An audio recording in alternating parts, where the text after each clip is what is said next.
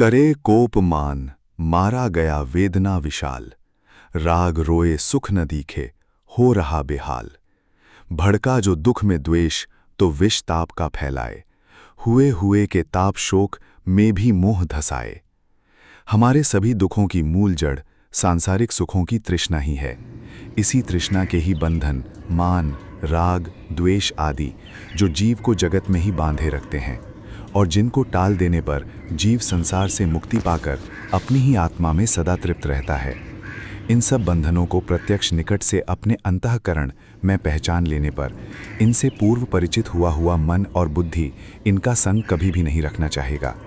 इसलिए इनके प्रकट या प्रत्यक्ष ज्ञान के कारण मनुष्य को अपनी जानने की शक्ति या बुद्धि अपने आप को पहचानने में इस प्रकार चेतन करनी है कि जैसे वे संसार में जन्म कर बाहर जगत की हर एक वस्तु तथा व्यक्ति के बारे में पूर्ण ज्ञान प्राप्त करके उनमें अपने भले या सुख के लिए वैसी ही नीति या मार्ग अपनाता है जिससे कि उसको दुख की प्राप्ति न हो। इसी प्रकार मनुष्य को वह बाहर वाली नज़र धीरे धीरे बाहर से समेटकर अंदर अपनी ही आत्मा में खोलनी है। इससे बाहर के समान उसे अपने आप में होने वाला बंधनों का जगत या जाल भी वैसे ही दिखेगा जैसे बाहर का जगत। तब वो अपना भला बुरा पहचान कर इनको यत्न और कष्ट से भी त्याग कर अपना सनातन सदा बना रहने वाला भला साधेगा तथा अंदर की अविद्या भी नष्ट होगी। अंदर या अपनी आत्मा के ज्ञान बिना मनुष्य अज्ञानी या अंधा ही शास्त्रों में समझा जाता है।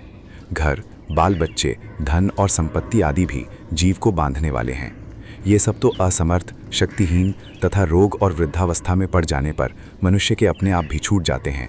परंतु राग, द्वेष, मान, मोह और अविद्या आदि का परिवार बड़ी बारीकी में मन में छिपा ही पड़ा रहता है। घर, धन, पुत्र आदि सबको तो मृत्यु एक साथ ही छीन लेगी, परंतु ये जो उनकी तृष्णा के राग, द्वेष आदि बंधन बतलाए गए हैं उन्हें मृत्यु भी नहीं छुड़ा सकती। ये केवल ज्ञान उत्पन्न करके स्वयं दुख रूप दिखाई देने पर ही छूट पाएंगे। जैसे मनुष्य संसार में जीवों की काम क्रोध वाली लीला को देखता है, ऐसे ही मनुष्य को अपने बाहर के जगत में फैली अपनी मैं, अपने अहंकार की लीला भी देखनी चाहिए। जो कुछ भी अपने आप को जगत में मान लिया है वो आपका मान रूप बंधन है। और भी जैसे जैसे दूसरों को उनके व्यवहार से मित्र, वैरी, प्रिय, अप्रिय मान लिया है या सुखदाता, दुखदाता मान लिया है, ये सब मान का ही बंधन है।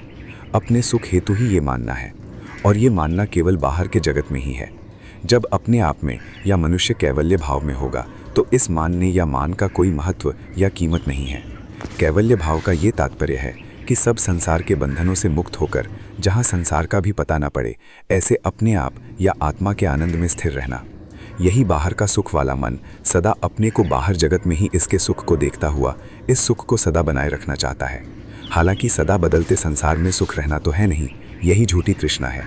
इसे ध्यान द्वारा ही पहचाना जा सकता है, नहीं तो ये झूठी तृष्णा मनुष्य को इसी दुख वाले जगत में धकेलती रहती है। यही मान जब मन के विपरीत कुछ भी होता है या कोई दुख ही आन पड़ता है तो क्रोध उत्पन्न करता है और अपने सुखी रूप के मान के मरने की पीड़ा महसूस करता है और मनुष्य को अंधेरे में अर्थात ज्ञान से विहीन अवस्था में फिर उसी मान या मैं को पाने के लिए प्रेरित करता है। दूसरा एक बंधन राग नाम वाला है। ये बंधन जिस वस्तु या व्यक्ति के संबंध से सुख हुआ है उसी के लिए प्रीति स्वरूप से मन या अंतःकरण में छुपकर बसा बैठा रहता है और उसी की फिर से याद रूप से चित्त या उसे ही पाने के लिए चिंतन की धारा बनाए रखता है। यदि कोई दूसरा मन को उलझाने वाला आवश्यक कारण जैसे कि भय आदि नहीं तो ये उसी प्रेम के पदार्थ की स्मृति उत्पन्न करके उसमें काम या इच्छा उत्पन्न करके मनुष्य को दीनहीन बनाए रखता है। मनुष्य उस राग की वस्तु को पाने में ही सुख या मान समझता है। इसलिए जब इस जीव को अपने में नहीं दिखता तो यही राग सुख बिना बेहाल या परेशान होकर अपने में रोता है, अर्थात इसी सुख को पाने के लिए दुख मानता है। इसी प्रकार एक बंधन द्वेष रूप है जो कि सुख के स्थान पर दुख पाने वाले मन में भड़क उठता है और मन में आग सी सुलगा देता है और दुख के प्रति या दुख के कारण या दुखदाता के लिए मन में जहर को फैला देता है, जिससे मनुष्य दुख के कारण को बिना विचारे नष्ट करने पर तुल जाता है, चाहे वो स्वयं उस मनुष्य के लिए अंत में हानिकारक ही क्यों ना हो। यही द्वेष का बंधन दुख देने वाले प्राणी या वस्तु की याद मन में धारा रूप से बनाए रखता है और फिर क्रोध को पैदा करके दुख के कारण को नष्ट करने के लिए प्राणी को उकसाता रहता है। इसी प्रकार एक मोह नाम वाला बंधन भी है जो कि सुख दुख के कारण से ही व्यर्थ की सोचों में खोया खोया शोक और चिंता में पड़ा समय व्यतीत करता रहता है, चाहे अपने पाने की वस्तु अपनी शक्ति से बाहर ही क्यों ना हो, परंतु उसका पीछा नहीं छोड़ता। व्यर्थ के विचार या चिंतन में फंसा ये शोक करता रहता है। यही मोह का स्वरूप है। ये मोह नाम वाला बंधन बीते सुख या न प्राप्त होने योग्य सुख के लिए भी बेकार की सोच या चिंता में मनुष्य को रुलाए रखता है। वैसे ही आपड़े दुख या जो आगे पढ़ने जा रहा है उसकी भी बेकार चिंता या शोक में जीव को लपेटे रखता है। जितना कुछ अपने से उपाय बन सके उतना सोचना तो सही भी है, परंतु उपाय के बिना शक्ति से बाहर की वस्तु में दुख और चिंता में फंसे या पड़े पड़े समय नष्ट करना ही तो मोह का कीचड़ है, जो कि बहुत सूक्ष्म दृष्टि वाले मनुष्य द्वारा ही टाला जाने के योग्य है। ये क्यों हो गया, ऐसा क्यों नहीं हुआ? इस प्रकार की बेकार की चिंता या शोक में खोए रहना ही मोह का स्वरूप है। मोह युक्त व्यक्ति में समय की या मौके की स्मृति भी ठिकाने पर बनी नहीं रहती। इसी कारण से जो कर्म जैसे उचित ढंग से होना चाहिए वैसे नहीं हो पाता। इसी से ये व्यक्ति अपनी बुद्धि या निर्णय करने की शक्ति भी कमजोर कर बैठता है। तृष्णा के 4 बंधनों का वर्णन संक्षेप से इस पद में बतलाया गया है। मान, राग, द्वेष और मोह, इन्हीं को अपने में पहचाने। ये सब बारीकी में संसार लिए बैठे हैं।